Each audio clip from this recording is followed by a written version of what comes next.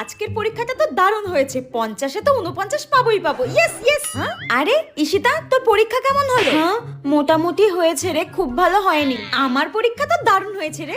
বাহ, খুব ভালো খুব ভালো। বলছি শোন না রে, ওই 1-এর 2-এর x এর মান তোর কত বেরিয়েছে রে? x এর মান? x এর আবার কিসের মান? ও তো পাক্কা বেঈমান। হ্যাঁ, ইয়ার কি মারিস না, বল না। আরে সরি সরি সরি, মজা করছিলাম। তোর কত বেরিয়েছে? আমার তো উত্তর 22 বেরিয়েছে। তোর? হ্যাঁ, 22 বেরিয়েছে উত্তর। তোর অঙ্কটা ভুল হয়েছে, ওটা 56 উত্তর হবে। 56? টেপি, ওটা 22ই উত্তর হবে রে। দেখ, ও বলছে 22ই হবে। তাহলে মনে হয় এটা ভুল হয়ে গেছে, বাদ দে বাদ দে। শোন না, বলছি 5-এর দাগের 2-এরটা সত্য মিথ্যা বার করতে বলেছে।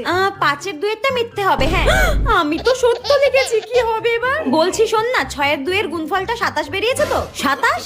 আমার তো 145 বেরিয়েছে। আমার না মনে হয় পরীক্ষা ভালো হয়নি, বুঝলি তো? বাড়ি থেকে লাথি মেরে বের করে দেবে আমাকে। দেখ